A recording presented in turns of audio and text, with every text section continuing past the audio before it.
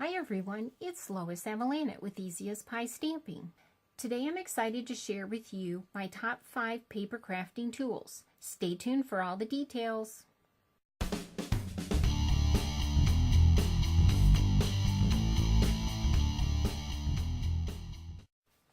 I post weekly videos on rubber stamping projects, techniques, and tips. Be sure to subscribe to my YouTube channel and hit the bell to be notified when I post new videos. I'm going to tell you all about my top 5 favorite paper crafting tools. The bone folder, the paper snips, the take your pick, the Stampin' Scrub and Stampin' Mist, and the Simply Shammy. As someone who's been using Stampin' Up products for 20 years, I enjoy teaching people all about paper crafting.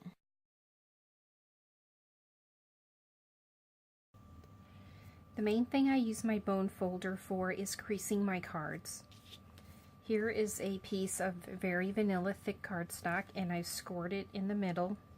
And when you're folding your card, you want to fold with the indented side on the outside. And the reason you want to do that is because what we've done is we've stretched the fibers. So when we fold the card, we want those fibers to stretch in this direction. So I'm going to fold my card so that the corners meet up.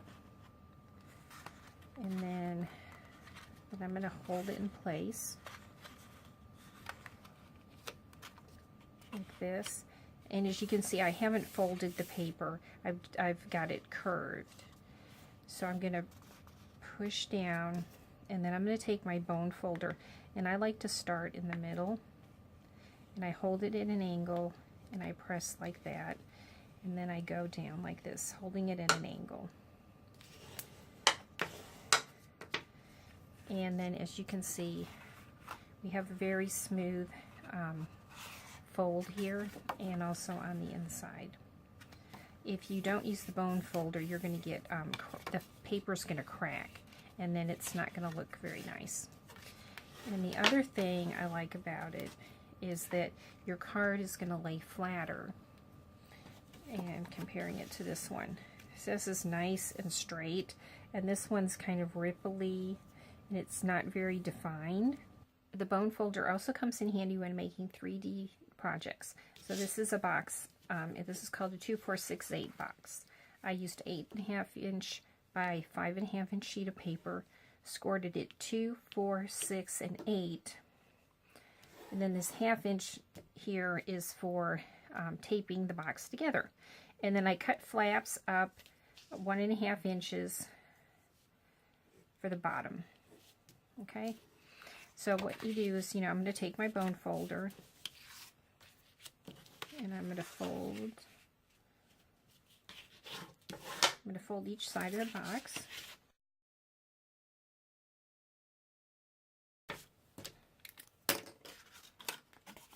And we're going to just cut off this little extra bit. So I'm going to tape my box together. I'm going to use some tear and tape. The tear and tape is designed specifically for using with 3-dimensional projects because it's extra sticky. So another good use for your bone folder is when you put your double-sided tape down, give it a good rub, and that makes sure that the tape is adhered very well to your paper. And then I use my paper snips and just poke it up under the middle there, and it comes off really easy that way. Then I'm just going to fold my box here. Make sure I get the edges lined up.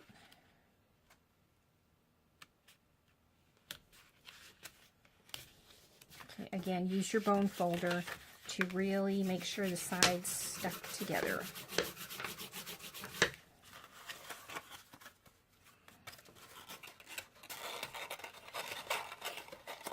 Okay, then I'm just going to take a little bit more of the tear and tape and put it on the bottom.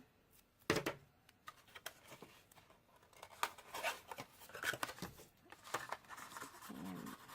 give that a good rub. Use my paper snips. Oops, this way. Okay, then I take my bone folder and I use the rounded edge to make sure that the bottom is really stuck down. Don't forget to watch my Beginner Stamper Series videos. This is my Stamping 101 course. Everything you need to know to be a successful stamper. The links are below. You can also use your bone folder to score. So here is my Stampin' Trimmer, and this is the scoring blade right here. But let's say I lost it, or I just have this real handy and I just want to use this. So just go down the track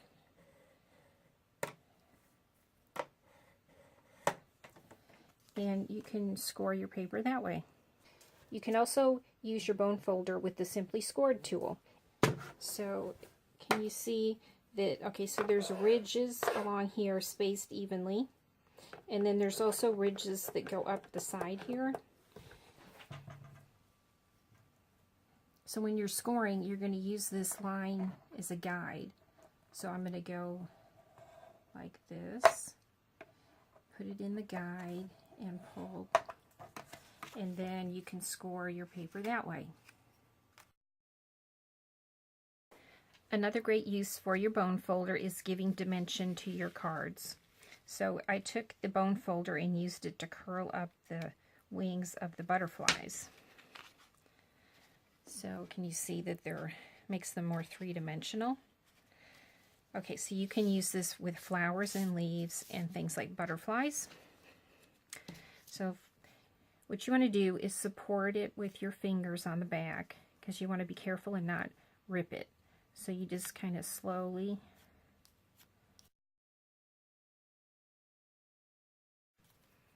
curl up the wings.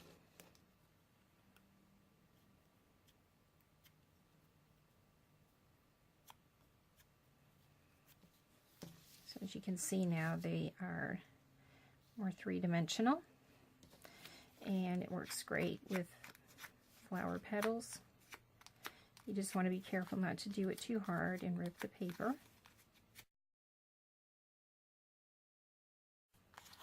Okay, and there's our three-dimensional flower. Let me show you another thing you can do. It's kind of using it as a scoring tool, and I'm going to kind of use it to give the leaf some veins.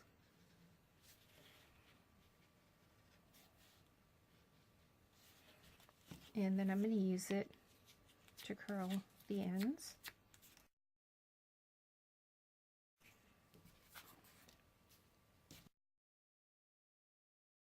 You can also use your bone folder to break apart the fibers in the cardstock. And what we're going to do is we're going to do that, and then we're going to be able to peel the cardstock in half, and that creates a faux suede look. So you just take your bone folder and you're just doing that curling motion.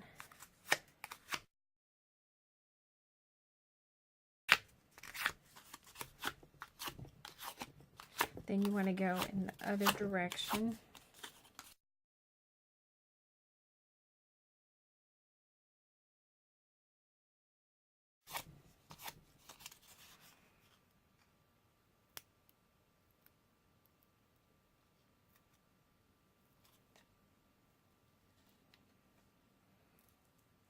Okay, so I'm just going to slowly peel it apart.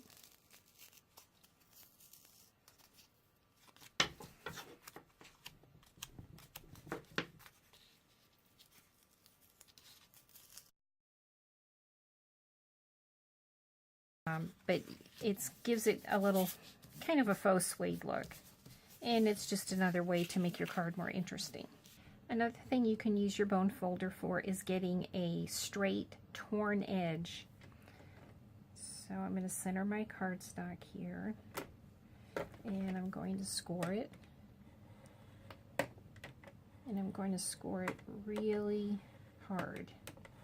I want to get a very defined line. Okay, you can see that one's a little bit deeper than what we normally do for folding a card. So then I'm just going to bend that and fold it. And I'm going to do it in the opposite direction.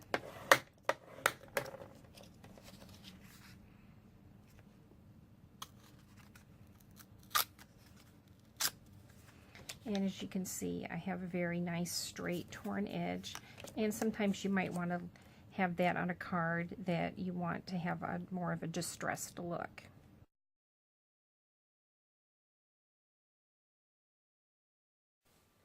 If you want to join a community of crafters just like you, I have a secret society where I share up-to-date techniques, tips, and products to keep your projects fresh.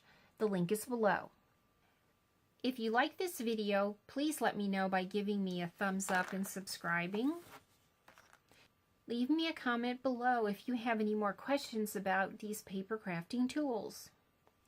Thank you for visiting Easy as Pie Stamping. I look forward to helping you create pretty projects.